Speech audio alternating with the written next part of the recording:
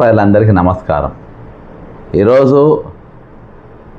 తెలంగాణ ఉన్న రైతులు మరి ఇప్పటికీ దాదాపు కల్లాల కాడ మరి వాళ్ళ ధాన్యం అమ్ముడుపోక 16 మంది రైతులు ఈరోజు అసూలు బాయడం జరిగింది.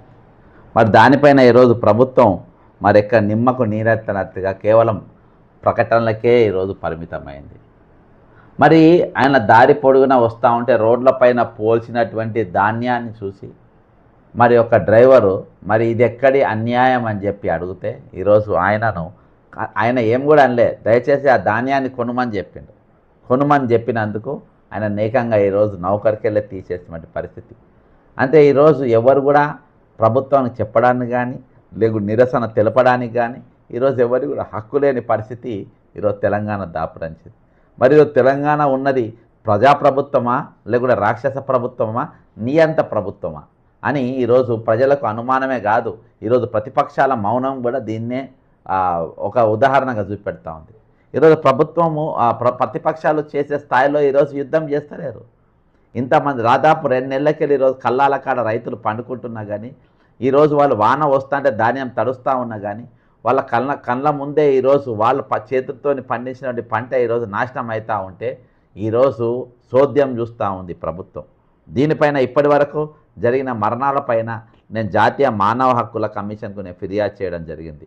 ముఖ్యంగా అందులో ఈరోజు అనగా 26/5/2026న తెలంగాణ ముఖ్యమంత్రి రేవంత్ రెడ్డి గారి అసమర్థత పాలన వల్ల ఈరోజు వరుస రైతు మరణాలపైన జాతీయ మానవ హక్కుల కమిషన్కు నేను ఫిర్యాదు చేసిన.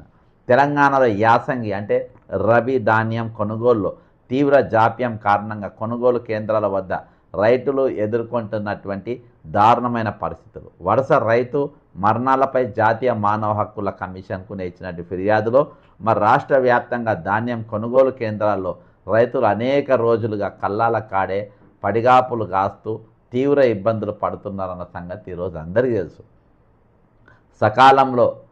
సకాలంలో ధాన్యం కొనుగోలు చేయకపోవడం, ట్రాన్స్పోర్ట్ సౌకర్యాల కొరత, హమాలీల లేమి, వర్షాల సమయంలో రక్షణ లేకపోవడం, మండే ఎండల్లో నీడ, తాగునీరు, వైద్య సదుపాయాలు లేకపోవడం వల్ల రైతులు తీవ్ర మానసిక ఆర్థిక వేదనకు గురవుతున్నారు. మే 2026లో రాష్ట్రంలోని పలు జిల్లాల్లో కొనుగోలు కేంద్రాల వద్ద జరిగిన విషాద ఘటనలు రైతాంగాన్ని కలిచివేశాయి.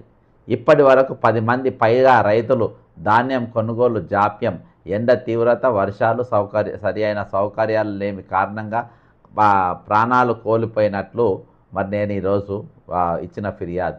మరి ఇందులో కొన్ని సాక్ష్యాలు మేము ముందు ఉంచుతాం. ముఖ్యంగా మేడ్చల్ జిల్లా చిన్న గణపూర్ కొనుగోలు కేంద్రంలో ధాన్యం రాసులే వద్ద పడుకున్న 58 ఏళ్ళ అంటే 58 ఇయర్స్ ఏండ్ల రైతు వెంకటపురం శంకరయ్య గుండెపోతులో మరణించడం తీవ్ర విషాదానికి గురి చేసింది. మంచిర్యాల నంబర్ 1 ఒక ఆయన ఫస్ట్ చనిపోయిన ఆయన వ్యక్తి పేరు ఏం పేరు? వెంకటాపురం శంకరయ్య గారు మరణించారు. తర్వాత మంచిర్యాల జిల్లా లక్సెట్టిపేట మండలంలోని అకాల వర్షాల సమయంలో రైతులు ధాన్యాన్ని కాపాడుకునే ప్రయత్నంలో గోడలు, రేకుల షెడ్లు కూలి తనుగుల అభిరామ్, తనుగుల నాగరాజు, గుడారపు వెంకటేష్, నెల్కి లచ్చన్న వంటి రైతులు మృతి చెందడం రాష్ట్రాన్ని దిగ్భ్రాంతికి గురి చేసింది. ఎంతమంది వచ్చిపోయిన ఒక మంచిర్యాలే 1 2 3 4 ఒకటే దగ్గర మరి అంటే తోడలు 10 మంది ఇప్పటి వరకు అక్కడ చనిపోయారు. మైబాద్, రంగారెడ్డి, వరంగల్ తదితర జిల్లాల్లో కూడా ఎండదెబ్బ, పిడుగుపాటు, తీవ్ర ఒత్తిడి కారణంగా రైతులు ప్రాణాలు కోల్పోయినరు. అంతేకాకుండా ఈరోజు రైతులు రోజులు తరబడి ధాన్యం రాశుల వద్ద ఉండాల్సిన పరిస్థితి నెలకొనడం, పంట తడవకుండా కాపాడుకునేందుకు రాత్రింబగళ్ళు కొనుగోలు కేంద్రాల వద్ద గడపాల్సి రావడం ఈరోజు నిజంగా బాధాకరం. ప్రభుత్వం తగిన చర్యలు తీసుకోవడాన్ని ఈరోజు నేను మానవ హక్కుల కమిషన్కు ఇచ్చిన నా ఫిర్యాదులో పేర్కొన్నా. మరి ఇందులో రైతుల మరణాలపై సుమోటగా ఈరోజు విచారణ జరపాలి. అంటే ఈరోజు వాళ్ళ మరణాలు గాలికి పోయేటట్టుగా ఉండకుండా ఈరోజు ఆ మరణాలను సుమోటుగా కేసు తీసుకొని దానిపైన విచారణ చేయాలి. అంతేకాకుండా రాష్ట్ర ప్రభుత్వం జిల్లాల వారీగా రైతు మరణాలు, కొనుగోలు జాప్యాల పూర్తి నివేదిక ఈరోజు జాతీయ మానవ హక్కుల కమిషన్కు సమర్పించాలి. అంతేకాకుండా మరణించిన ప్రతి రైతు కుటుంబానికి కనీసం 25 లక్షల నష్టపరిహారం చెల్లించాలని నేను డిమాండ్ చేస్తా ఉన్నా. మరి ఎంత ఒక్కొక్క కుటుంబానికి 25 లక్షల రూపాయలు నష్టపరిహారం ఆ కుటుంబాలకు ఇవ్వాలి. కుటుంబంలో ఒకరికి ప్రభుత్వ ఉద్యోగం కల్పించాలి. రైతుల పిల్లలకు విద్యా సహాయం ఈరోజు అందించాలి. ఆ చనిపోయిన కుటుంబాల పిల్లలకు విద్యా సహాయం ప్రభుత్వమే అందించాలి. ప్రభుత్వం ఒకరికి నౌకరీ ఇవ్వాలి.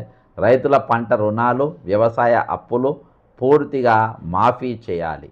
కొనుగోలు కేంద్రాల్లో తాగునీరు, తాత్కాలిక షెడ్లు, వైద్య శిబిరాలు, అంబులెన్స్లు సదుపాయాలు వెంటనే అక్కడ ఏర్పాటు చేయాలి. మీరు కొనుగోలు చేసేంత వరకు ఈరోజు ప్రభుత్వం ఇవన్నీ ఏర్పాట్లు చేయాల్సిన అవసరం ఉంది.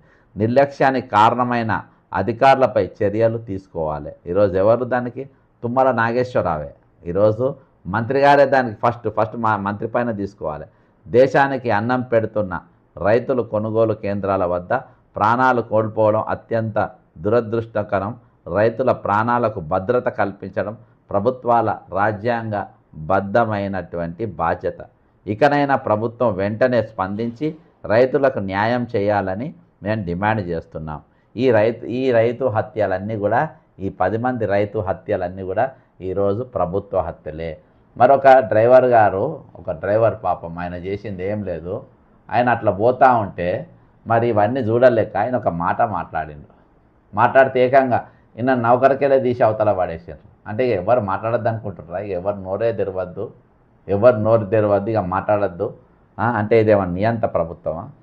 సరే వినండి. ఆయన దోశ పాపైన నౌకర్లకెళ్ళే వీకెండ్ నేను బస్సు పట్టుకొని వస్తున్నాను. వాళ్ళు ధర్నా నుంచి వస్తున్నారు. నేను ఆడ సైడ్కి ఆగినా అక్కడ మా ఊరు ఆయన ఉన్నట్టు మాట్లాడుతున్నాను. ఆయనతో క్యాజువల్గా మాట్లాడినా. ఏం చేస్తుంది నేను అడిగితే ఇక డీజిల్ రేటు, డీజిల్ పెట్రోల్ గురించి మాట్లాడుతున్నాం అంటే దాని గురించి కాదు, అడ్డు మొక్కల గురించి మాట్లాడుతున్నాను చెప్పేసి చెప్పిన. అంతే తప్ప డ్రైవింగ్లో ఆగిన బండి ఆపుతా, డ్రైవింగ్లో ఉన్నా కానీ బండి పక్కన కాదు. అదే వాళ్ళు మధ్యలో పక్కన తీసుకున్న తర్వాత ఏం చెప్తారు అది డీజిల్ మొక్కలు, డీజిల్ గురించి పెట్రోల్ గురించి దమ్మ చెప్పినా అంటే దాని గురించి కాదు, అర్థం మొక్కలు రైతులు కాదు పరిచయం అవుతుంది. దాని గురించి జగన్ గురించి మాట్లాడుతున్నారు.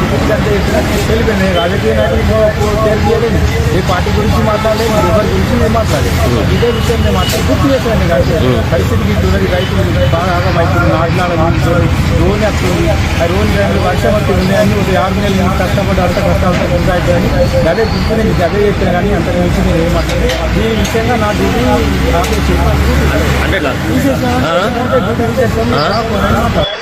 ఈ డ్రైవర్ను అశోక ఏం పేరు ఉంది. ఈ డ్రైవర్ను జగిత్యాల డిపోకు చెందిన డ్రైవర్ను ఈయన ఈరోజు నౌకర్లకి వెళ్ళి కూడా వీకెండ్రు. అర్థమైందా? ఈయన నౌకర్లకి వెళ్ళి తీసి ఈరోజు అవతల పడేసాను. ఈరోజు ప్రశ్నించడమే నేరం అని ప్రభుత్వం భావిస్తే, ఈరోజు ప్రశ్నించేటోళ్ళు ఈరోజు ప్రభుత్వం వాళ్ళ విలన్ల లెక్క చూస్తే మరి ఎంత దౌర్భాగ్యం చూడండి. ఇంత మించిన దౌర్భాగ్యం ఏమైనా ఉంటుందా? కాబట్టి ఈరోజు ఆ డ్రైవర్ను కూడా వెంటనే విధులోకి తీసుకోవాలి. ఈరోజు ప్రశ్నిస్తారు, ఎవరి అభిప్రాయం వాళ్ళు చెప్తారు. ఆయన బస్సులో వస్తూ ఉండు, అటు ఇటు ధాన్యం రోడ్లపైన ఉన్నది. ఈరోజు కొనుగోలు కేంద్రాల దగ్గర కొనేటట్లు లేరు. కాబట్టి ఎప్పుడైనా వాడి తరుస్తే అవి ఎండకు పోసి రాశులుగా పోసి పెడుతుండ్రు రోడ్లపైన. మీరు ఏడ చూస్తే ఎక్కడ పడితే ఆడ చూడొచ్చు. మొన్న ఖమ్మం పోతూ ఉంటే కూడా ఈరోజు రోడ్డు మొత్తం ఇరువైపులా మొత్తం అదే ఉన్నది. కాబట్టి ఈరోజు వాళ్ళు దాని గురించి మాట్లాడితే ఈరోజు డ్రైవర్ను కూడా ఆయన అభిప్రాయం చెప్పినారా ముందే చూడరాదు అని.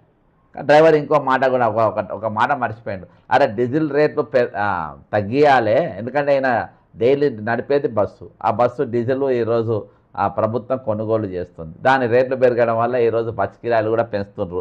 అంతేకాకుండా ఒక దిక్కు ఫ్రీ కూడా నడుస్తూ ఉంది. కాబట్టి ఈరోజు ఇవన్నీ కూడా వాళ్ళు చూపించుకునేది కాక ఈరోజు ఇమీడియట్గా వాళ్ళు వీళ్ళని కూడా కొంచెం సపోర్ట్ చేస్తే బాగుండేది. ఇది ఈ పద్ధతి కాదు. ఈరోజు వాళ్ళని ఆదుకోవాల్సిన బాధ్యత కూడా ఈరోజు ప్రభుత్వం పైన ఉంది అని ఒక మాట అడిగితే వాళ్ళకు ఇది ఉండేది. కానీ ఏమైనప్పటికీ ఈరోజు ఈ డ్రైవర్, మన ఆర్టీసీ డ్రైవర్ను ఆయన అడిగిండు. కాకపోతే ఆయన అడగడమే మీరు తప్పనుకుంటే మరి ఆయనకెళ్ళి మీరు సంజాయిషి తీసుకొని ఆయన జాబ్ మళ్ళీ ప్రతిదానికి క్యాపిటల్ పనిష్మెంట్ ఏంది? ఈరోజు ఏకంగా నౌకర్లకెళ్ళి తీసి అవతల పడేసుడు ఎక్కడిది? ఈరోజు మీరు ఏమైనా ఉంటే తీసుకుపోయి మీరు మాట్లాడాలి. కానీ ఈరోజు నౌకర్లకెళ్ళి తీసి పడేస్తాం మేము, ఈరోజు వాళ్ళు ఉద్యోగం చేయడానికే వీలు లేదు, మమ్మల్ని ప్రశ్నిస్తారు, మమ్మల్ని అడుగుతారా అని అంటే ఈరోజు ఎంత అన్యాయం చెప్పండి. వీళ్ళందరూ కూడా ఈరోజు ముందు వరుసలో ఉన్నారు. ఆల్రెడీ 650 మంది గతంలో సజ్జనర్ గారు ఎండీగా ఉన్నప్పుడు వాళ్ళ నూడ వీగితే ఈరోజు వాళ్ళు పోరాటం చేసి ప్రభుత్వం ఒక 250 మందినో ఏమో తీసుకుంది, మిగతా వాటిని తీసుకోవాలి. తక్కిన వాళ్ళని తీసుకోమని మేము కూడా మాట్లాడుతున్నాం. తక్కిన వాళ్ళని తీసుకొని మేము కూడా ఇది జస్ట్ క్యాపిటల్ పని డైరెక్ట్ ఉడి తీసుడేంది, రిమూవల్ చేసుడు ఎక్కడిది? ఇది ఎందుకు ఉండాలి? రిమూవల్ అనే పద్ధతి ఎందుకు ఉండాలి అసలు ప్రభుత్వంలో? ఇది సరైన పద్ధతి కాదు. అసలు రిమూవల్ పద్ధతి అనేది తీసేసి ఈరోజు మినిమం వాళ్ళకు ఎక్స్ప్లెనేషన్ ఇచ్చుకునే అవకాశం ఇవ్వాలి వాళ్ళకు. నిన్న మాట్లాడి ఇవాళ తీసేసిండ్రు అంటే ఏందన్నట్టు ఈరోజు ప్రభుత్వ పొన్నం ప్రభాకర్ గారు కూడా మీరు ఉద్యమ నేపథ్యంకి వచ్చిన వాళ్ళు ఈరోజు మీరు ఆలోచన చేయాలి. క్యాపిటల్ పనిష్మెంట్ మన దగ్గర వచ్చినప్పుడు మార్పు కోసం కాంగ్రెస్ రావాలి అని చెప్పినాం. ఈరోజు మార్పు వచ్చింది, ప్రభుత్వం మారిన తర్వాత ఈరోజు వాళ్ళ స్థితిగతులు కూడా మాట్లాడగలరు. ఒక రైట్ ఎదుర్కొంటున్న నేను ఇప్పుడు ఈరోజు నేను ఎన్హెచ్ఆర్సీకి కంప్లైంట్ ఇచ్చిన. అందరు నీ లెక్క ఉండరు కదా ప్రభాకర్ గారు, అందరు మీ లెక్క ఈరోజు మన సంపాదన కోసం ఎవడు ఏమైపోయినా పర్వాలేదు, ఈరోజు నేను బాగుంటే చాలు, ఈరోజు శంకర్ గౌడ్ చచ్చిపోయినా పర్వాలేదు, కుటుంబస్తులు ఆగమైపోయినా పర్వాలేదు, దిక్కులేని వాళ్ళు అయినా పర్వాలేదు, కానీ ఈరోజు నేను మాత్రం సమ్మగుంటే చాలు అని చెప్పి నీ లెక్క అందరూ అనుకోరు కదా. నా లెక్క కూడా ఉండి అడిగి సస్పెండ్ అయిన వాళ్ళు ఉంటారు కదా పార్టీలోకి వెళ్ళి. అట్లా అడుగుతూనే కదా నన్ను సస్పెండ్ చేసింది. మేము అడిగితే సస్పెండ్ చేస్తాం, మమ్మల్ని ఎదిరిస్తే ఈరోజు నౌకరికి వెళ్ళి తీసేస్తాం అని చెప్పడానికి మీ అయ్యల జాగీర్లు కాదు కదా, మీ అయ్య తాత ముత్తాతలు సంపాదన కాదు కదా. ఇది అందరం పుట్టాడి తెచ్చుకున్న తెలంగాణ, ఇది ఆత్మగౌరవ తెలంగాణ. ఈ తెలంగాణ ముందు వరుసలో వీళ్ళందరూ నిలబడ్డారు కాబట్టి ఈరోజు వాళ్ళు ఏవైతే మీరు నౌకర్లు తీసేసిండ్రో బలవంతంగా ఈరోజు వాళ్ళ ఉద్యోగాలు వాళ్ళకి ఇవ్వాలని చెప్పి నేను ప్రభుత్వాన్ని చాలా గట్టిగా నేను డిమాండ్ చేస్తున్నా. ఈరోజు ఈ పద్ధతి మార్చుకోవాలి. అంతేకాకుండా ఖచ్చితంగా ఈరోజు మాత్రము ఖచ్చితంగా ప్రభుత్వం మరి వీళ్ళ గురించి మాట్లాడాల్సిన అవసరం ఉంది. ఈరోజు ఇంకా దారుణమైన పరిస్థితి ఏంటంటే ఈరోజు రైతులు ఇంతమంది ఆపోజిషన్ పాత్ర ఎక్కడ కూడా నామకార్థంగానే ఉంటుంది. ఆపోజిషన్ పాత్ర ఎక్కడ కూడా బలంగా ఉంటలేదు.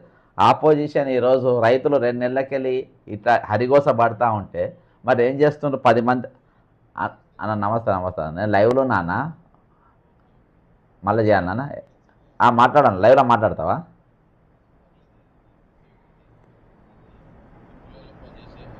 సరే అన్న చెప్పన్నా. మహాత్మా జ్యోతి బాపుల గురుకులాల్లో పనిచేసే 3,500 మంది ఉద్యోగులకు ఇప్పటి వరకు శాలరీలు రాలే అన్న. అయ్యో. ఇప్పుడు 26 తారీఖు వచ్చింది, ఇప్పటికి రాలే. అంటే టీచర్లు అన్న వీళ్ళు టెక్నికల్ స్టాఫా? Part time teacher, guest teacher వాళ్ళకి వస్తుంది ఆడకోళ్ళ జీతం కాదన్నా? అదే వాళ్ళకు ఈ హాలిడేస్ లో జీతాలు ఇయ్యరు కదా? ఇయర్ కాదు ఏప్రిల్ నెల డ్యూటీ చేసినా ఇంకా రాలే. ఏప్రిల్ మంత్ ఎంత రావాలని అందాది ఒక్కొక్కళ్ళకు? ఇక వాళ్ళని బట్టి 23, 24 అట్లా ఉంటుంది. జ్యోతిరావు పూలే అనే మంత్రి గారు ఎవరన్నా దీనికి? ప్రభాకర్ అన్న. ఓహో, ప్రభాకర్ అన్న అన్నదే మాట్లాడుతున్నా. ఇప్పుడు ఒక ఆర్టీసీ డ్రైవర్ నౌకర్లకి ఊడబీకింది కదా, దాని గురించే మాట్లాడుతున్నా. ఖచ్చితంగా నేను అంశం కూడా జ్యోతిరావు పూలే స్కూల్ అన్న కాలేజీలో ఇవి స్కూళ్ళలో బీసీ సంక్షేమ శాఖ పరిధిలో ఉంటది ఇది. ఓకే అన్న, థ్యాంక్ యూ అన్న.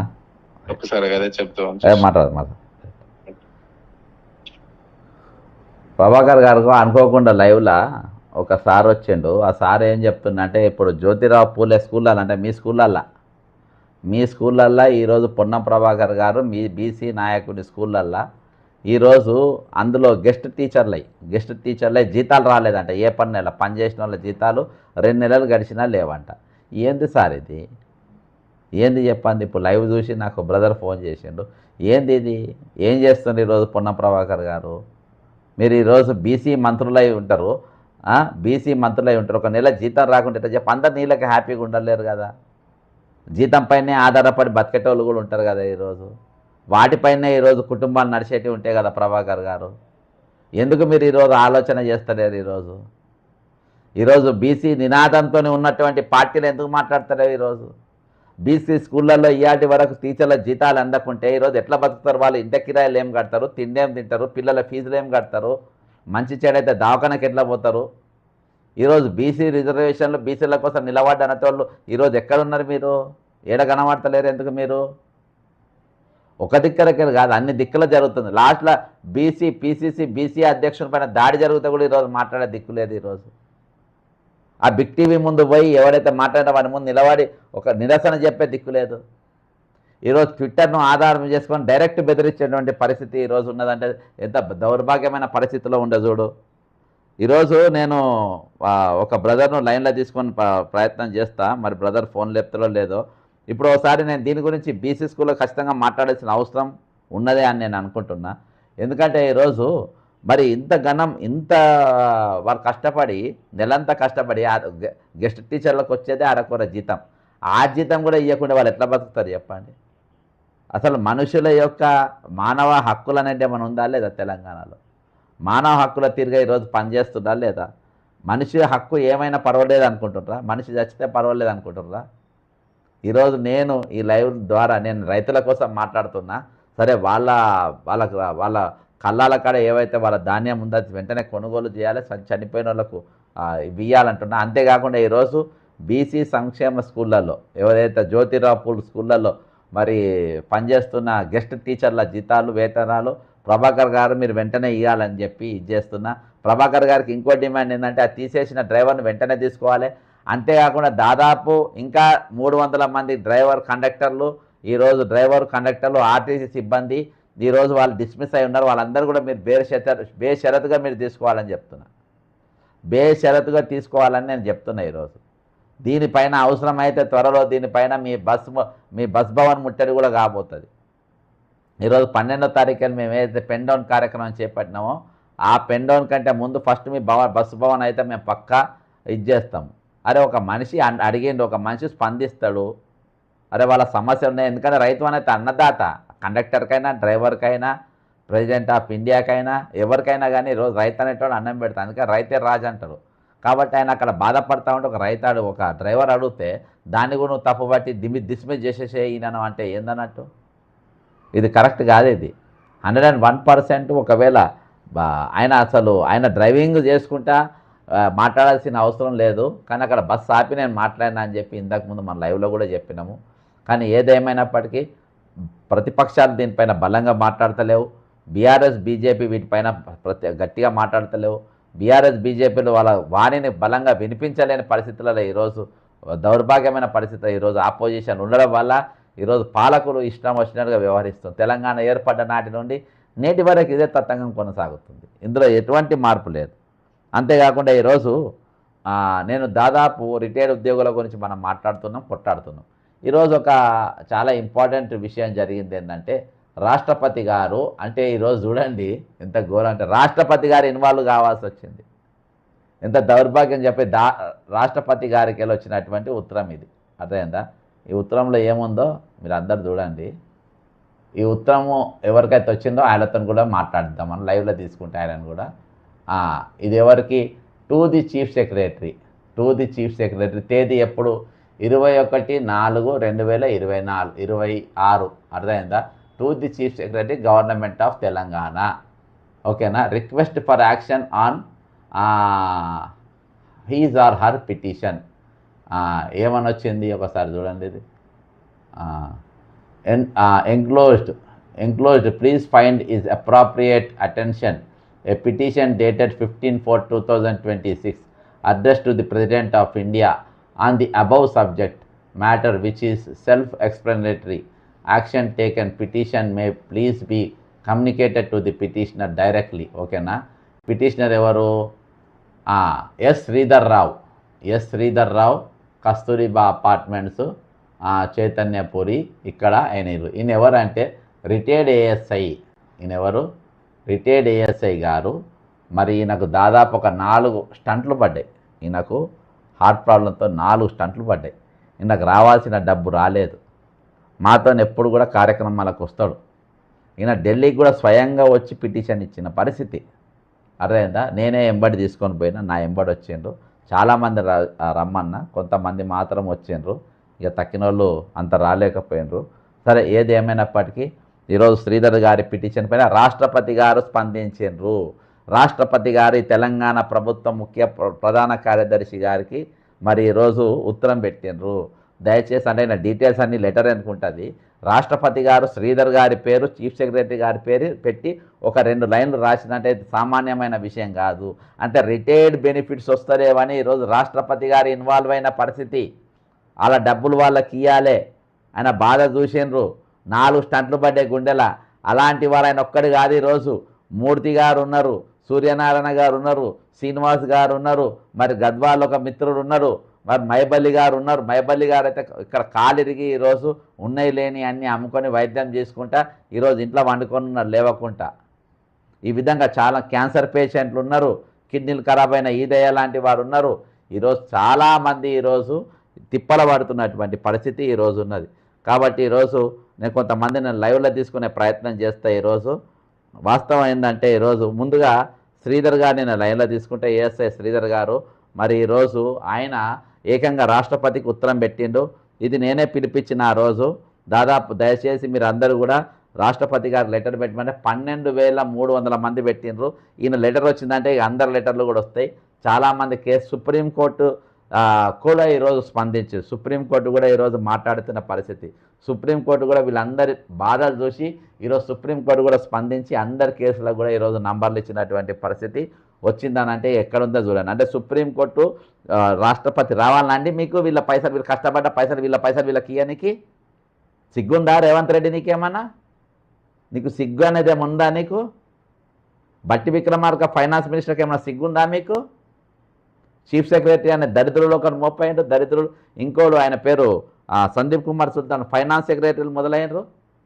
ఈరోజు మీకు అక్కడికి వెళ్ళి రావన్న పిలుపు కేంద్రంకి వెళ్ళి వచ్చి ఈరోజు రాష్ట్రపతి గారు ఉత్తరం పెట్టే దాకా పట్టుకొచ్చిందంటే మీరు ఎంత చాతగాని పాలన ఈరోజు తెలంగాణలో ఉందో చూడండి. ఇక ఎందుకంటే 100% ఇందులో కూడా ప్రతిపక్షాలు పూర్తిగా అవుట్. ప్రతిపక్షాలు పూరాగా అవుట్ అయిపోయింది. నీకు తెలంగాణ నడుస్తుంది, నేను చెప్తున్నా కదా. ఈరోజు ఇక్కడ నడుస్తుంది 101% ఇక్కడ నడిచేది ఒకటి. ఇది వీళ్ళని నడుస్తుంది విధ్వంసకర పాలన. ఈరోజు సిండికేట్ పాలన ఈరోజు వీళ్ళని నడుస్తూ ఉంది. కాబట్టి నిజంగా ఇది దౌర్భాగ్యమైన పరిస్థితి. ఇంతకు మించిన ఇక ఏం లేదు, ఇంతకు మించిన దౌర్భాగ్యం ఏం లేదు. అన్న నేను లైవ్లో ఉన్నానా?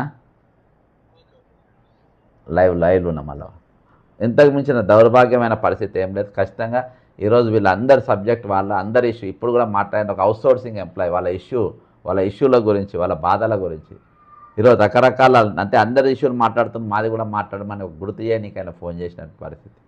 ఇది ఒక దగ్గర కాదు, వాళ్ళు దేనికోసం ఎంతెంత పని చేస్తున్నారు అనేది కూడా ఈరోజు ప్రభుత్వం ఆలోచించాల్సిన పరిస్థితి ఉన్నది. 101% ఈరోజు మరి రాష్ట్రపతి గారు ఇన్వాల్వ్ అయింది. రాష్ట్రపతి గారు ఇన్వాల్వ్ వచ్చిందనంటే ఈరోజు ఎక్కడ ఉన్నాం చూడండి. ఇక అరే వీళ్ళ పైసలు మొత్తం ఈరోజు డైవర్ట్ చేసిన పరిస్థితి. దేని డైవర్ట్ చేసిండ్రు? నిస్సి ఫుట్బాల్కి వీళ్ళ పైసలే, మిషన్ బగిర మన ఇదేంటిది మన త్రిబులార్ రోడ్డు వీళ్ళ పైసలే, రేడియల్ రోడ్లో వీళ్ళ పైసలే, ఫ్యూచర్ సిటీలకు వీళ్ళ పైసలే. ఒకళ్ళ దగ్గర కాదు, ప్రతి దానికి ఈరోజు రిటైర్డ్ అయిన వారి పైసలు. వీళ్ళని ఏమైనా అడిగితే నన్ను కోసుకున్న రూపాయి వెళ్ళదని చెప్తాను ముఖ్యమంత్రి రేవంత్ రెడ్డి గారు. నన్ను కోసిన రూపాయి వెళ్ళది, మీరు ఏమన్నా చేసుకోండి, నన్ను తెగిడిచి మాట్లాడుతున్న పరిస్థితి. ఒక ముఖ్యమంత్రి అలా మాట్లాడొచ్చునా? ఒక ముఖ్యమంత్రి అలా ఎక్కడ పోతారు చెప్పండి? అత్యధికంగా మరణించిన పోలీసు వాళ్ళు రిటైర్ అయిన వాళ్ళ అత్యధికంగా ఆగిపోయిన గుండెలు పోలీసుల గుండెలు. ఈరోజు అత్యధికంగా మరణించినవి రిటైర్డ్ టీచర్లు.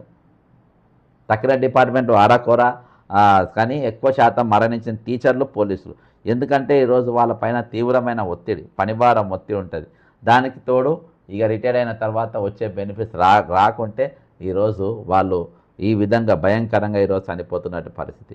శ్రీధర్ గారిని ఒకసారి మన లైన్లో తీసుకుందాం. ఈరోజు ఏంది వాళ్ళ పరిస్థితి ఏంది, ఎందుకు అంత ఇబ్బందుల పాలవుతుండ్రు, ఎందుకు ఇంతమంది ఈరోజు చనిపోతుండ్రు అనేది ఒకసారి మనం లైవ్లో తీసుకుందాం. అన్న నమస్తేనా? అన్న నమస్తే.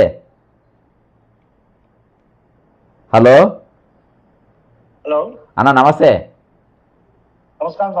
అన్న ఏకంగా నీ రిటైర్డ్ నువ్వు దాదాపు 40 సంవత్సరాలు ప్రభుత్వానికి ఉద్యోగం చేసినావు.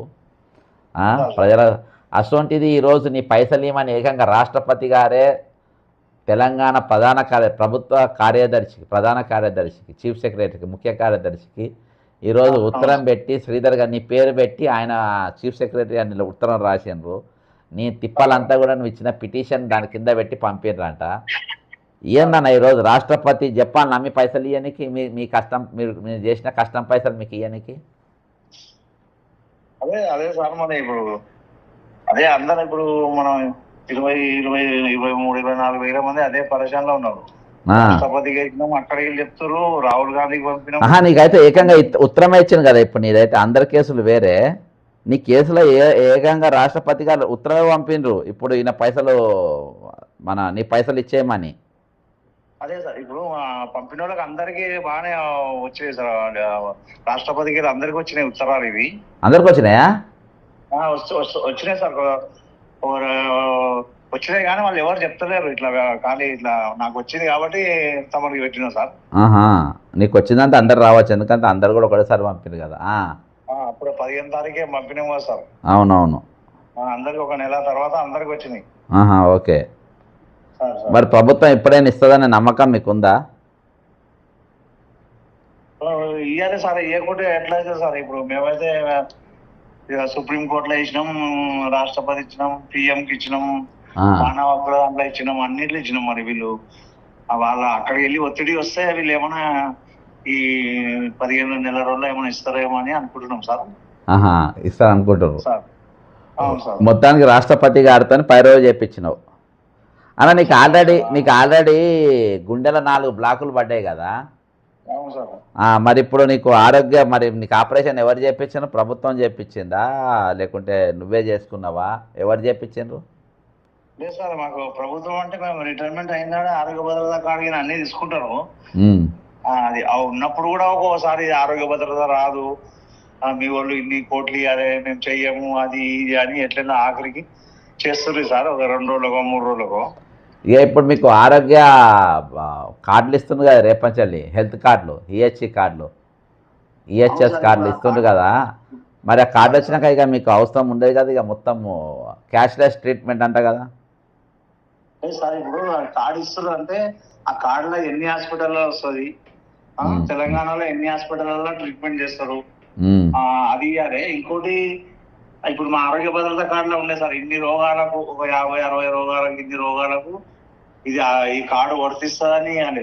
ఇప్పుడు ఆ కార్డు వచ్చినాక మేము కొండ యశోద హాస్పిటల్ పోయి చూపించుకుంటే ఈ కార్డు రాదా అంటే మేము ఏం చేయాలి సార్? అప్పుడు అవన్నీ కరెక్ట్ క్లియర్ గా ఆర్డర్ ఇవ్వాలి సార్ వాళ్ళు గవర్నమెంట్ నుంచి. ఇన్ని హాస్పిటల్ వస్తాయి, ఇన్ని రోగాలకు మీరు అవుట్ పేషెంట్ అయినా ఇన్ పేషెంట్ అయినా అన్నిటికీ వస్తాయి అని వాళ్ళు క్లియర్ గా ఇవ్వాలి సార్. ఉట్టి కార్డు ఇస్తున్నాం మేము మీ జీతంలో నెలకు 1000-2000 కట్ చేసుకుంటామని అది కాదు కదా సార్ లెక్క, అది కరెక్ట్ కాదు కదా. ఇప్పుడు ఇంకోటి, ఇప్పుడు భారతదేశంలో మొత్తం మొదటి పౌరాలు అత్యున్నతమైన స్థానంలో ఉన్నోళ్ళు ఒక మనిషికి ఉరిశిక్ష పడ్డా ఉరిశిక్ష రద్దు చేసే అధికారము రాష్ట్రపతి గారికి ఉంటుంది. ఒక చీఫ్ జస్టిస్ను ప్రమాణ స్వీకారం చేపించే రాష్ట్రపతి గారు, ఒక ప్రధానమంత్రి గారిని కూడా ప్రమాణ స్వీకారం చేపించేది రాష్ట్రపతి గారు. అటువంటి రాష్ట్రపతి గారు ఈరోజు తెలంగాణ రాష్ట్ర ప్రధాన కార్యదర్శికి నీ పైసలు శ్రీధర్ రావు గారి డబ్బులు ఇవ్వండి, ఆయన బాధలన్నీ కింద పెట్టి పంపుతున్నా అని చెప్పి ఉత్తరం పంపిందనంటే ఈరోజు అంటే నాకు తెలిసి ఈ భారతదేశంలో మొట్టమొదటిసారి ఒక ఏఎస్ఐకి అంటే ఒక రిటైర్డ్ అయిన ఉద్యోగి పైసలు ఇవ్వమని చెప్పి ఉత్తరం రాసిందంటేనే ఇది మొట్టమొదటిసారి అని అనుకుంటున్నా. అదే రాష్ట్రపతికి వెళ్ళి ఇప్పుడు ఏ స్టేట్ లో కూడా అటో ఇటో 2-3 నెలలు అట ఇచ్చేది. ఇప్పుడు 2 నెలల నుంచి వీళ్ళు ఇస్తలేరు కాబట్టి మేము అన్ని ట్రై చేసినాం సార్. ఏ స్టేట్ లో కూడా రాష్ట్రపతికి ఇంతవరకు పంపలేరు ఎవరు. మొత్తం ఒక రికార్డు బ్రేక్ ఇది. నాకు తెలిసి భారతదేశం అయితే రికార్డే, ప్రపంచ స్థాయిలో ఉందో లేదో కానీ తెలంగాణలో ఇంతమందికి ఇవ్వలేరు. 90-96 మంది చనిపోయారు. రాష్ట్రపతికి ఇచ్చిర్రు, సుప్రీంకోర్టు, హైకోర్టు, మానవ హక్కుల అన్ని ఇచ్చినా ఇంకా ఇస్తలేరు వీళ్ళు అని వేరే స్టేట్ వాళ్ళు అనుకుంటారు సార్ అందరు. ఏమున్నాయి రికార్డ్ బ్రేకే. రైట్ అమ్మ థ్యాంక్ యూ. మంచిది సార్, నమస్కారం సార్. నమస్కారం. ఈరోజు నిజంగా రాష్ట్రపతి గారు ఈరోజు తెలంగాణలో రిటైర్మెంట్ బెనిఫిట్స్ అందుతలేదు, వాళ్ళ పైసలు వాళ్ళకి ఇవ్వండి అని ఈరోజు అక్కడికి వెళ్ళి చెప్పే పరిస్థితి వచ్చిందంటే ఇక చూడండి, అర్థమైందా? ప్రధానమంత్రిని, చీఫ్ జస్టిస్ను, వీళ్ళందరినీ ఈరోజు మన పద్మభూషణ్ అవార్డులు అవన్నీ ఇచ్చేది ఆమెనే. ఈరోజు ఈ భారతదేశ ప్రథమ పౌరాలు ఈరోజు ఉత్తరం పెట్టి వాళ్ళ పైసలు వాళ్ళకి ఇవ్వమని ఆమె చెప్పి. అన్న నమస్తేనా, మేము లైవ్లో తీసుకున్న ఒక ప్రపంచ రికార్డు జరిగింది ఇవాళ. ప్రపంచ రికార్డు కాదో నువ్వు చెప్పాలి ఒక టీచర్గా. ఇవాళ రాష్ట్రపతి గారు ప్రధాన కార్యదర్శికి ఒక ఉత్తరం రాసింది. అన్నా ఏమని రాసిందంటే, ఇట్లా శ్రీధర్రావు గారు ఏఎస్ఐ, ఆయన రిటైర్మెంట్ పైసలు ఇవాల్టి వరకు ఇవ్వలేదు, ఆయన డబ్బులు ఆయనకి ఇవ్వాలి, ఆయన పెట్టిన ఇబ్బందులన్నీ దీంతో పెట్టి నీకు పంపుతున్నా అని ఉత్తరం రాసింది. అంటే ఈ దేశ ప్రథమ పౌరాలు ఈ మన సుప్రీంకోర్టు చీఫ్ జస్టిస్ను ప్రమాణం చేపించట ఆమె, అన్ని హైకోర్టులకు చీఫ్ జస్టిస్లను నియమించట ఆమె, ఈరోజు అంతేకాకుండా ప్రధానమంత్రి కూడా ప్రమాణ స్వీకారం చేపించట ఆమె, ఒక చీఫ్ సెక్రటరీకి ఒక ఏఎస్ఐ యొక్క పైసలు ఇవ్వమని చెప్పి ఉత్తరం పంపినారంటే ఇది ప్రపంచ రికార్డు అనుకోవాలన్నా, దేశ రికార్డు అనుకోవాలన్నా, మీరు చెప్పండి అన్న. ఇక రికార్డే అన్నా. నేను ఉత్తరం పెట్టిన పైన ఉత్తరం పెట్టిన అట్ట కాదు, ఉత్తరం వచ్చింది స్క్రీన్ మీద పెట్టినా. ఇప్పుడే శ్రీధర్ అన్న కూడా మాట్లాడిండు, ఆయన గుండెలో 4 బ్లాకులు పడ్డాయి అన్న, 4 బ్లాక్స్ ఉన్నాయి. 4 బ్లాక్స్కు ఆయన 4 స్టంట్స్ వేసుకున్నాడు. వేసుకొని పాపం చాలా దీనావస్థలో ఉన్నాడు.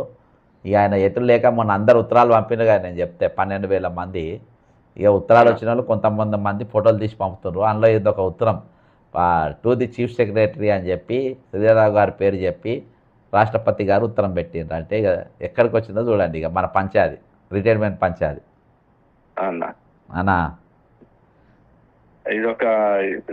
ఇది పెద్ద వింత, గతంలో ఎప్పుడూ చూడలేదు, ఇక ముందు చూడమేమో అనుకుంటా కూడా.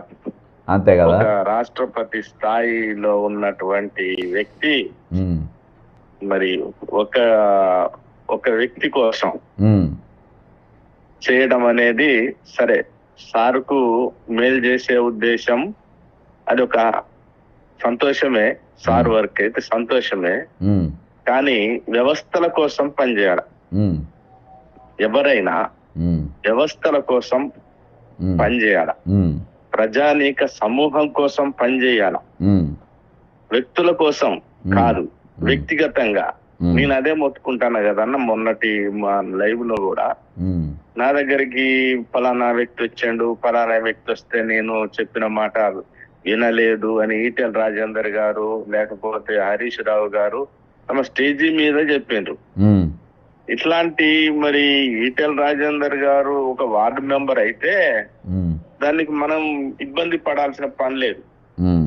పాత మాజీ ఆర్థిక శాఖ మంత్రి ఒక వ్యక్తి కోసం ప్రయత్నం చేయటం ఏంటి? ఒక సంస్థ కోసం పనిచేయాల, ఒక వ్యవస్థ కోసం పనిచేయాల. ఇప్పుడు నీ దగ్గరకు వచ్చినోడు, నీకు తెలిసిన వ్యక్తి వచ్చినప్పుడు, నీకు సమస్య తెలిసినప్పుడు ఇలాంటి వాళ్ళు ఎంతమంది ఉండరు అంతమందికి మేలు జరిగేటువంటి కార్యక్రమం చేయాలి తప్ప నీకు వచ్చిన వాళ్ళ వరకు ఒకరికి ఇచ్చిన తర్వాత ఇక సద్దుమణిగే పరిస్థితిలో ఉన్నది. ఇవాళ ప్రతిపక్షమైన ఏదీ లేదు. ప్రతిపక్షం అంటే బక్క జడ్సన్ గారే.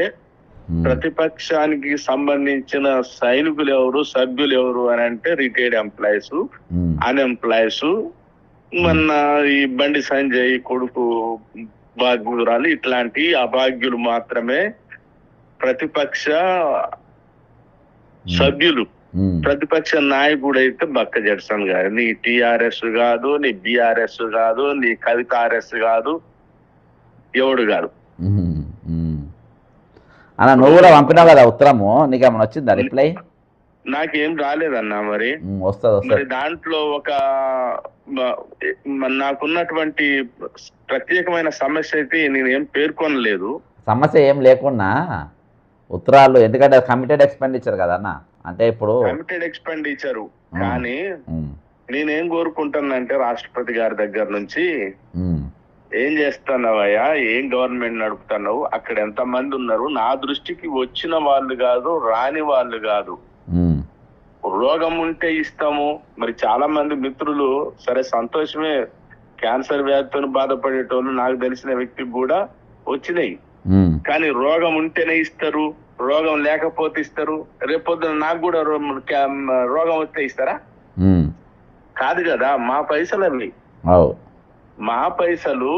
రోగం వస్తే రోగానికి ఖర్చు పెట్టుకుంటాము, రోగం లేకపోతే సంసార బాధ్యతల కోసం, పిల్లగాళ్ళ అభివృద్ధి కోసం ఉపయోగించుకుంటాం. అంతే తప్ప రోగం వచ్చినోనికే ఇస్తాం అనేటువంటి కండిషన్, సచ్చినోనికే ఇస్తాం అనే కండిషన్, ఇది చాలా దారుణమైనటువంటి విషయం అన్న. మరి రాష్ట్రపతి గారిని మనం విమర్శించలేము, కానీ అందరికీ ఇవ్వండి, దీని ఒక వ్యక్తితో పని లేదు, మీరు ఫలానా డేట్ నాడు ఫలానా 5వ తారీఖు జూన్ 1వ తారీఖున జూన్ 2వ తారీఖున ఆంధ్రప్రదేశ్ తెలంగాణ అవతరణ దినోత్సవం నాడు మీరు అందరికి క్లియర్ చేయండి, మీరు ఏం చేస్తారో చేయండి అని అట్లాంటి మాటలు అంటే చాలా ఆనందం కలిగేది. అయితే అది రావచ్చు. నేను ఎందుకంటున్నా అంటే ఇది వ్యక్తిగత ఉత్తరాలు కూడా మనం వ్యక్తిగతంగా ఉత్తరాలు పెట్టించినాం కదా, 12,300 మంది పెట్టిన ఉత్తరాలు. అయితే ఆ హైకోర్టుకి వెళ్ళి సుప్రీంకోర్టుకి వెళ్ళి కూడా వచ్చినాయి. మొత్తానికి ప్రభుత్వం పైన అంటే చీమురు నెత్తురు లేనోని మనం ఏం చేయగలుగుతాం, కానీ అక్కడికి వెళ్ళి కూడా అన్ని రకాలుగా వచ్చినట్టున్నాయి. అందుకని 6,000 కోట్లు అని మధ్యలో ఒకసారి స్టేట్మెంట్ ఇచ్చే కదా, 100 రోజులల్లో 6,000 కోట్లు. ఆ 100 రోజులు రావు, ఓడిపోయి 6,000 కోట్లు రావు. సరే, ఏదేమైనా బక్క జడ్సన్ గారు లేనిది ఏది కాదు అనేది సుస్పష్టం. ఎవడు ఒప్పుకున్నా ఒప్పుకోకపోయినా అది అడిగిన నాదుడు లేడు, పట్టించుకున్న నాదుడు లేడు. ఈనాటి వరకు కూడా పలానా బక్క జడ్సన్ గారు మరి ప్రయత్నం చేస్తాండ్రు. మరి మనం ముందు ఉందాం, ఆయనకు పేరు ఒక్కడికి పోతే ఎట్లా, మనం ఏమన్నా గెయిన్ చేసుకుందామని బీజేపీ నాయకులు ఒకనాడు నిరాహార దీక్షకు చేయటానికి ప్రయత్నం చేశారు. మరి హరీష్ రావు గారు కూడా కొంత తిప్పల పడ్డాడు, అలాగే ఈటెల రాజేందర్ కూడా చేసిండు. తర్వాత వాళ్ళకి అర్థమైంది ఏంటంటే ఇది ఫాయిదా లేని పని, మనం ఏం చేస్తే ఏంట్రా ఉపయోగం, ఏదన్నా ఫాయిదా ఉన్న పని చేస్తే మనకి ఏదన్నా బ్యాక్ గా మనకు సపోర్ట్. రిటైర్డ్ అయినోడు, బాబాగ్యుడు, అణిచివేయబడ్డోడు, మరి వానికి చేస్తే మనకి ఎంత, వానికి చేయటం వల్ల మనకు వచ్చే పెద్ద ప్రయోజనం ఏం లేదనేది వాళ్ళకి అర్థమైంది అన్న. ఇంకొకటి ఇదో అంశము, ఇంతకుముందు ఒక ఫోన్ వచ్చింది లైవ్లో ఉన్నప్పుడే. యాక్చువల్గా నేను ఇవాళ రైతులు ఒక 10 మంది చచ్చిపోయినారు అన్న. ఇప్పటికీ 10 మంది దాని మీద మానవ హక్కుల కమిషన్ కంప్లైంట్ ఇచ్చి నేను లైవ్ చేస్తుంటే ఒక ఫోన్ వచ్చింది. ఆ ఫోన్ ఏంటంటే వాళ్ళు గెస్ట్ టీచర్లు అంట, ఏది గురుకుల జ్యోతిరావు పూలే గురుకుల స్కూళ్ళల్లో. అయితే వాళ్ళకు నెల హాలిడేస్ ఉంటాయంట, ఈ మే నెల మొత్తం జీతాలు రావంట. ఏప్రిల్ నెల జీతం ఇవాళ వరకు రాలేదంట. ఇచ్చేదే అరకొర జీతము, ఇవాళ వరకు ₹1 జీతం రాలేదంట. మరి ఎట్లా బతుకుతారన్న వాళ్ళు జీతాలు రాకుంటే? ఇక అంతే అన్న. ఇప్పుడు వ్యవస్థ ఇంతకు ముందు నుంచి కూడా కేసీఆర్ దగ్గరికి రానియలేదు, నాయకుల్ని కొద్ది అంశమే, కానీ నాయకత్వంలో ఆశ పెరిగి చందాలు సభ్యత్వాలకు పరిమితమై వీళ్ళు కడుపు నిండా నిండిన తర్వాత ఇక ఎండలబడి ఉద్యమాలు చేయాల్సిన అవసరం ఏముంటదన్నా. అందుకని నీతి నియమం లేని ఉద్యోగ ఉపాధ్యాయ సంఘ నాయకులు ఈ గద్దెల మీద ఉన్నారు. ఇక ఈ ఉన్నటువంటి పరిస్థితులలో వాళ్ళకు కూడా స్వప్రయోజనాలే చూసుకుంటారు కాబట్టి ఆ రకంగా ఉద్యోగులు నిర్వీర్యం అయిపోయారు, ఉద్యోగ సంఘాలు నిర్వీర్యం అయిపోయారు. వీళ్ళు కూడా ఏం చేయలేరులే అనే పరిస్థితికి వచ్చారు. ఇక ముఖ్యమంత్రి గారు డిఏ ప్రకటించినందుకు మేము పలానా రోజు ఉద్యమం చేసినాం కాబట్టి ఇచ్చిందనే స్థితికే వచ్చారు తప్ప ఖచ్చితంగా దీన్ని మాకు ఇవ్వాల్సిందే అని ఆనాడు రాజశేఖర్ రెడ్డి గారు ఉన్నప్పుడు ఆ ఉద్యోగ ఉపాధ్యాయ సంఘ నాయకులు మోహన్ రెడ్డి గారు అట్లాంటి వాళ్ళు ఏ ప్రయోజనం ఆశించకుండా, ఏ మెప్పు ఆశించకుండా, రేపటి రోజున ఏదన్నా ఎమ్మెల్సీ పదవులు అట్లాంటి కోసం వేయకుండా ఈనాడు మనం ఉపాధ్యాయులకు ఉద్యోగులకు మనం అండగా నిలబడాలా. మనం నిలబడకపోతే ఎవరు నిలబడతాడనేటువంటి జ్ఞానంతో వాళ్ళు మాకు ఇవన్నీ సాధించి పెట్టారు కాబట్టి ఇవాళ ఈ పెన్షన్ అన్న వస్తుందన్న. ఇక మీరు చేయబట్టే ఇక దీంట్లో ఎవడు ఇక మిమ్మల్ని మెచ్చుకోవటానికి కొంతమంది ఇబ్బంది పడవచ్చు. ఎందుకంటే ఫలానా వ్యక్తి మంచోడు అని చెప్పాలంటే దానికి చాలా ధైర్యం కావాలి, చాలా అంకిత భావం కావాలి. ఎంతసేపటికి నేనేమనగాని రేపు 6,000 కోట్లు నిజంగా ఇచ్చిన మాట ఉంటే బూడిదల పండుకున్నోడు కూడా వచ్చి ఉరికొచ్చి చూడు ఎంత పోరాటం చేసినాం మేము సీఎం గారితోని అటుతోని వీటితోని ఇవన్నీ మేము చేయటం వల్ల ఇది అయింది అని చెప్పి అంటారు తప్ప ఈ బక్క జడ్సన్ గారు త్యాగం చేసిండు. ఆయన ఎంత టైం త్యాగం చేసి ఇవాళ ఒక రోజు ఒక ఫంక్షన్ వదులుకోవాలని అంటేనే ఎంతో ఇబ్బందికరం ఉంటదన్న. మరి మీరు నవంబర్ నుంచి మొదలు పెట్టినట్టుంది, మీరు అక్టోబర్ నవంబర్ నుంచి మొదలుపెట్టుడు.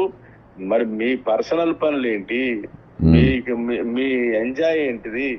ఇవాళ ఎండలల్లా చల్లదనం కోసం మరి మామూలు మధ్య తరగతోడు కూడా చల్లని ప్రదేశాలకు పోయి వచ్చేటువంటి పరిస్థితి. ఇవాళ మీరు పోస్టర్లు ఈ ఎండల పోస్టర్లు రిలీజ్ చేయటము ఇవన్నీ కూడా ఎంతో త్యాగంతో కూడుకున్నటువంటి పనులు. ఇవాళ మీ తొలి అడుగు వల్లనే రాష్ట్రపతి గారి వరకు కూడా తెలిసింది. అదైతే సంతోషం. రాష్ట్రపతి గారు ఒకే కలం పొడితో అందరికి ఒక్కసారి వచ్చినా ఇవ్వకపోయినా కనీసం ఆ పరిస్థితి అక్కడి వరకు పోయింది అని అంటే అది మీ వల్లనే అన్నా. ఇక మీరు చేసినటువంటి ప్రయత్నం, ఇక్కడ ఉన్నటువంటి ప్రయత్నం, మిమ్మల్ని మేము ముఖాముఖిగా ఎవరిని పొగడకూడదు, కానీ న్యాయం మాట్లాడాలి, చేసిన మంచిని గుర్తించాలనేటువంటి విషయంతోనే నేను చెప్తాను తప్ప ఈ రోజున ఇంతవరకు వచ్చిందని అంటే అది మీ ప్రయత్నము. ఆ ప్రయత్నం కూడా ఎవరి నుంచి ఒక్క రూపాయి కూడా ఆశించకుండా చేయటం అనేది ఇది ఎక్కడో రాజుల కాలంలో కొన్ని తరాల వెనక చూసినాం. కానీ ఈ రోజులలో అయితే ఇట్లాంటి వ్యక్తి, మీలాంటి మంచి మనసు, వాళ్ళ దయా హృదయం ఉన్నటువంటి మనిషి ఇంకా దొరకడం కష్టం. సరే, భగవంతుడు మీకు మేలు చేస్తాడు. మేము కూడా మరి సీఎం రేవంత్ రెడ్డి గారు మరి ఈ 6,000 కోట్లలో మాకు కూడా మంచిగా డబ్బులు ఇస్తారు. 6,000 కాదు, మొత్తం ఒకటేసారి ఇయ్యారన్న. మళ్ళీ 6,000 ఎందుకన్నా? ఈ 6,000 కోట్లలో మాకు అందరికి వస్తాయి ఇప్పుడు అనుకుంటున్నా. మరి అందరికి రావాలి ఏకకాలంలో. అంటే లోపల మనకు వచ్చిన ఉత్తరాలు బయటకు వస్తున్నాయి, కానీ లోపలికి వెళ్ళి రాష్ట్రపతి గారికి వెళ్ళి కానీ చీఫ్ జస్టిస్కి వెళ్ళి కానీ ప్రభుత్వం మెడ మీద కాలు పెట్టిండాలి గట్టిగానే. ఇంకోటి ఏం తెలుసా అన్న, ఇవాళ మనం ఇచ్చిన ఉత్తరం ఎటువంటిది తెలుసా? అందరూ దాంట్లో లెటర్స్ ఇప్పుడు ఉరి శిక్ష పడ్డోళ్ళు పెట్టుకుంటాడు చూసినావా రాష్ట్రపతి గారికి క్షమాభిక్ష. అసలు ఉత్తరము ఇక పైసలు రాకుండా మా పరిస్థితి అఘోరంగా ఉంటుందని తట్టుగా పెట్టుకున్నారు ఉత్తరాలు. ఇక కాబట్టి ఎట్లా ఇస్తారు. ఓకే అన్న, థ్యాంక్ యూ. చాలా సంతోషం అన్న. సంతోషంగా భగవంతుడు మిమ్మల్ని దీవించాలి, ఆశీర్వదించాలి.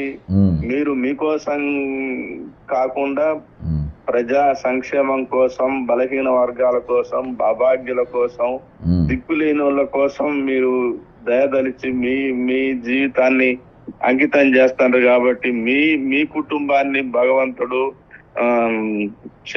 భగవంతుడు తన రెక్కల కింద తీసుకొని మీకు ప్రతి ఇబ్బందిని తొలగించి మీకు ఆయురారోగ్యాలు, అష్టైశ్వర్యాలు ఇవ్వకపోయినా ఆయురారోగ్యాలతోని మీరు మేడం గారు, మీ పిల్లలు సంతోషంగా ఉండాలని కోరుకుంటున్నాను. థ్యాంక్ యూ అన్న. Thank you. ఈ అన్నకు కూడా చాలా ఇబ్బందులు ఉన్నాయి, ఆరోగ్యపరమైన ఇబ్బందులు అన్నీ ఉన్నప్పటికీ ఏ కార్యక్రమం ఇచ్చినా కానీ రెగ్యులర్గా ప్రతి కార్యక్రమానికి వచ్చే పరిస్థితి. ఈరోజు నిజంగా రాష్ట్రపతి గారు ఇన్వాల్వ్ అయ్యి వాళ్ళ జీతాలు ఇప్పించే పరిస్థితి ఈమని చెప్పే కాడికి వచ్చిందనంటే ఎక్కడుందో చూడాలి. నేను ఉత్తరం బాజాప్తా ఈరోజు స్క్రీన్ మీద పెట్టిన, ఏదో అటా అని కాదు. ఈరోజు రాష్ట్రపతి గారు చీఫ్ సెక్రటరీ గారికి కలిసి రిటైర్డ్ అయిన వారి పైసలు ఇవ్వమనే ఉత్తరం ఈరోజు రిప్లై వచ్చే కాడికి వచ్చినాయి. వాళ్ళ డబ్బులు ఇవ్వమని చెప్పి ఈరోజు చీఫ్ సెక్రటరీ గారికి ఉత్తరాలు పంపుతున్నారంటే ఈరోజు రిటైర్డ్ అయిన వ్యక్తులు ఈరోజు వాళ్లకు ఏదైతే మరణ వాంగ్మూలం ఏది ఉరిశిక్ష పడ్డోళ్ళు రాసుకుంటారు చూసినావా, అట్లా ప్రభుత్వం మా పైసలు గుంజుకొని మా హక్కులు గుంజుకొని ఈరోజు మా బతుకులు ఆగం చేస్తుందని చెప్పి చేస్తున్నారు. అంతేకాకుండా ఈరోజు ఈహెచ్ఎస్ కార్డులు అని ఇచ్చారు. వీళ్ళ జీతంలోకి వెళ్ళి కట్ చేసుకుంటే ఈరోజు ఇచ్చే పరిస్థితి. మరి ఆ డబ్బు ఆ ఈహెచ్ఎస్ కార్డుల వల్ల ఈరోజు వాళ్ళ జరిగే ఉపయోగం ఏంది? నేను నిన్న చెప్పినట్టుగా మరి ఏ దవాఖానలు ఇలాంటి వారు మాట్లాడలేదు. నేను ఒకటే అడుగుతున్నా, ఈరోజు ప్రభుత్వ ఉద్యోగులందరికీ ఒక విజ్ఞప్తి ఏం చేస్తున్నా అంటే, రిటైర్ అయిన మేము 1.5 మా జీతంలోకి వెళ్ళి వచ్చేదో మా పెన్షన్లోకి వెళ్ళి వచ్చేదో మేము కడతాం. ఈరోజు పెన్షన్ వాళ్ళకి అదే కట్ చేసుకుంటుండ్రు, జీతం వచ్చిన వాళ్ళకి అదే కట్ చేసుకుంటారు. సరే కట్ చేసుకుంటున్నారు, మరి మాకేం సర్వీసెస్ ఇస్తారో ఇవాళ మీరు చెప్పాల్సిన అవసరం ఉంది. 1.5% ప్రతి నెల జీతంలోకి వెళ్ళి ఇంట్లోకి వెళ్ళి కట్ చేస్తుండ్రు కదా. నేను నిన్న ఒక వీడియో చేసిన వాళ్ళు అడిగిన తీరుగా ఈరోజు మీరు ఏ దాకా చూపెట్టుకోవాలి, ఏమేమి ట్రీట్మెంట్లు, ఏమేమి టెస్టులు, మందులు కూడా దాని కిందనే మీరు ఫ్రీగా ఇస్తారా? ఎందుకంటే క్యాష్లెస్ అని అంటున్నారు కదా ఈహెచ్ఎస్ తీసుకొని, దాని మీద అవన్నీ కూడా మీకు క్లారిటీ ఇచ్చిన తర్వాత మా జీతాలకి కట్ చేసుకోండి అని చెప్పి దయచేసి మీరు ఒక పిటిషన్ ఇవ్వండి. యూనియన్ల లెటర్లు అవసరం లే, ఇండివిజువల్గా మీరు చీఫ్ సెక్రటరీకి ఈరోజు ఉత్తరం రాయండి, ఫైనాన్స్ సెక్రటరీకి ఉత్తరం రాయండి. అందరూ ఏంటంటే మాకు ఇవ్వబోతున్న సర్వీసెస్ ఏంది? మీరు ఈరోజు నా జీతంలోకి వెళ్ళి 1.5% మీరు తీసుకుంటా ఉన్నారు. ఈరోజు నేను ఏ దవాఖానకు పోవచ్చు, నాకు అక్కడ ఏమేమి సేవలు అందిస్తారు, ఏ రోగాలకు వాళ్ళు నాకు సేవలు ఇస్తారు, వాళ్ళు నాకు మందులన్నీ వాళ్ళు ఉచితంగా ఇస్తారా లేదా మరి అనేది దానిపైన మీరు పూర్తిగా ఒక బ్రోచర్ మాకు రిలీజ్ చేయండి. లేకుంటే కనీసం మాకు వాట్సాప్లలో మాకు మెసేజ్ పంపండి, ఒక ఉత్తరం పంపండి. పంపిన తర్వాతనే మీరు జీతాలు కట్ చేసుకోవాలి, అప్పటిదాకా కట్ చేసుకోవద్దని చెప్పి బరాబర్ ఈరోజు మీరు ఉత్తరాలు పెట్టాలి. దురదృష్టం ఈరోజు తెలంగాణ పోలీసులు వాళ్ళ సంఘాలు పెట్టాయి, కనీసం వాళ్ళు కూడా పెట్టుకోలేరు. పుసుకున్న వాళ్ళు పెట్టుకుంటే ఒక కానిస్టేబుల్ కానీ, ఒక ఏఎస్ఐ కానీ, ఓ జమేదార్ కానీ, ఈరోజు అమీన్ సాబ్ కానీ ఎవరైనా పెట్టుకుంటే ఈరోజు వాళ్ళని టార్గెట్ చేసి వాళ్ళు ఎంబడి పడతారు. కాబట్టి పాపం ఎవరు అడగలేని పరిస్థితులు ఈరోజు ఆరోగ్య భద్రత పేరుతోని వాళ్ళ జీతాలలో కోసుకుంటా ఉన్నారు, లోపల వేసుకుంటా ఉన్నారు. దవాఖానలో పోతే వాళ్ళకు దిక్కుసక్కి లేని పరిస్థితులలో ఈరోజు వాళ్ళు ఉన్నారు. కాబట్టి ఈరోజు మీరు ఖచ్చితంగా ఈహెచ్ఎస్ పైసలు ఎవరైనా కట్ చేసుకునే ముందు మీరు బాజాబ్తా ఈరోజు ప్రభుత్వానికి ఉత్తరం పెట్టండి, లెటర్ పెట్టండి. మీరు చీఫ్ సెక్రటరీ, ఫైనాన్స్ సెక్రటరీ పెట్టండి. మీరు కట్ చేయడానికి వీల్లేదు, అసలు మాకేమి ఇవ్వబోతున్నా మీరు చెప్పిన తర్వాత మీరు కట్ చేసుకోండి. లేకుంటే మీరు మాకు అవసరమే లేదు, అవసరమైతే మాకు వేరే ప్రైవేటు ఇవి ఉన్నాయి అక్కడికి వెళ్ళి అన్న మీరు మాట్లాడండి అని చెప్పి. రేపటి దినాన ఈరోజు మీరు 1.5% కట్ చేసుకున్న తర్వాత ఈరోజు గాంధీ పోంది, ఉస్మానియా పోంది, మన నీమ్స్ హాస్పిటల్ పోంది, ఇవన్నీ టిమ్స్ హాస్పిటల్ పోంది, ఇవన్నీ మనయే అని చెప్పిన తర్వాత ఈరోజు అవన్నీ కట్ చేసుకుంటే ఇక మళ్ళీ కష్టం మొదటికి వచ్చినట్టు అయిపోతుంది. సరే అవన్నీ కార్పొరేట్ స్థాయిలో ఆ లెవెల్లో మీరు మెయింటైన్ చేస్తే బాగానే ఉంటుంది, ఇబ్బంది ఏం లేదు. కాకపోతే దానికి మా దగ్గర ఎందుకు కట్ చేసుకోవాలి, జీతాలకి కట్ చేసుకొని ఇవ్వాల్సిన అవసరం ఏముంది? కాబట్టి ఈయాటికి ప్రభుత్వం దీని మీద స్పష్టత చెప్తలేరు. సంఘాలు మొత్తం కుమ్మక్క అయిపోయినాయి, ప్రభుత్వంతో చెంచాగిరి లెక్క అయిపోయినాయి. ప్రభుత్వాలకు ఈరోజు అడుగులు మడుగొత్తే తట్టుగా ఈరోజు సంఘాలైనాయి. కాబట్టి ఉద్యోగులు ఇండివిజువల్గా మీరు పెట్టండి. అంతేకాకుండా ఈరోజు డిఏలు, పిఆర్సీలు ఎక్కడ ఉండాలో అక్కడనే ఉన్నాయి. కాబట్టి వీటిపైన కూడా 101% మీరు రేపటి దినాన ఏది మరి పెన్ డౌన్ 12వ తారీఖున మనం అనుకున్న పెన్ డౌన్లో మీరు ఖచ్చితంగా పాల్గొనాలని చెప్పి విజ్ఞప్తి చేస్తున్నా. మన దినాన 2 రోజులు ఖమ్మంకు, కొత్తగూడెం 2 జిల్లాలకు కూడా వెళ్ళి అక్కడ పోస్టర్ లాంచింగ్ చేయడం జరిగింది. తక్కిన జిల్లాలు కూడా ఎల్లుండికి వెళ్ళి తిరుగుతాయి, ఎందుకంటే అక్కడ మనకు కొంచెం ఎండ దెబ్బ తగ్గడం వల్ల మరి కార్యక్రమాలు కొంచెం పోస్ట్పోన్ చేయడం జరిగింది. ఖచ్చితంగా మీరందరూ కూడా అందులో పాల్గొనే ప్రయత్నం చేయాలి. ఈరోజు అవుట్సోర్సింగ్ ఎంప్లాయీస్ కానీ ఈరోజు వాళ్ళకు కార్పొరేషన్ కోసం అడుగుతూ ఉన్నారు, ఉద్యోగ భద్రత కోసం అడుగుతూ ఉన్నారు. మరి వాళ్ళు ఈరోజు ముందుకు వస్తున్నారు. 25,500 మంది రిటైర్ అయ్యింది. ఈరోజు ఆ ఖాళీలు వెంటనే నింపాలనే డిమాండ్. ఇంకో దిక్కు ప్రభుత్వం 2 లక్షల పోస్టులు సంవత్సరంలోపే నింపుతామని ప్రియాంక గాంధీ గారు వాగ్దానం ఇచ్చారు. ఈరోజు ఉద్యోగం లేని నిరుద్యోగులైన 40 లక్షల మందికి ప్రతి మనిషికి 4,000 రూపాయలు నిరుద్యోగ వృత్తి ఇస్తామని చెప్పి ఇయాటి వరకు ముఖం చూపించలేని పరిస్థితుల్లో వాళ్ళు ఉన్నారు. ఆశా వర్గాల జీతాలు వేస్తామన్నారు, మరి ఇవాళ వాళ్ళ గురించి మాట్లాడుతున్నారు. ఈరోజు కేంద్ర ప్రభుత్వంకి వెళ్ళి వచ్చే పథకం కానీ, రాష్ట్ర ప్రభుత్వం నుండి వచ్చే పథకం కానీ, ప్రతి పథకాన్ని ఈరోజు అమలు చేస్తున్నది ఆశా వర్కర్లు. మరి ఈరోజు ఆశా వర్కర్ల పరిస్థితి ఏమైపోయింది? ఆశా వర్కర్ల దిక్కు ఈరోజు ఎందుకు ముఖం చూస్తలేరు, వాళ్ళ తరపున ఎందుకు మాట్లాడతలేరు? కాబట్టి ఇవన్నీ కూడా మాట్లాడాల్సిన పరిస్థితి ఖచ్చితంగా ఉన్నది. కాబట్టి పెన్ డౌన్ ఒకటే శరణ్యం. ఈరోజు మీ సంఘాల ముఖాలు చూడకండి, సంఘాల ముఖాలు చూస్తే వాళ్ళు ముఖాలు ఇరిసే పరిస్థితి, ముక్కిరిసే స్వభావం గల్లోళ్ళు. వాళ్ళని నమ్మితే ఈరోజు మనం నట్టేట ముంచే పరిస్థితి ఉన్నది. కాబట్టి మీరు వాళ్ళని నమ్మకుండా ఈరోజు ఖచ్చితంగా జూన్ 12 పెన్ డౌన్ కోసము దయచేసి మీరు వాట్సాప్ గ్రూప్లలో కానీ మరి మీరు ఒకరినొకరు మీరు సంప్రదించుకొని ఖచ్చితంగా ఈరోజు మీరు మాట్లాడాల్సిన అవసరం ఖచ్చితంగా ఉందని చెప్పి నేను ఈ సందర్భంగా తెలియజేసుకుంటున్నా. దయచేసి ఇంతవరకు బక్క జడ్సన్ ఫ్యాక్ట్ సబ్స్క్రైబ్ కానీ వారు సబ్స్క్రైబ్ కావాలని విజ్ఞప్తి చేస్తున్నా.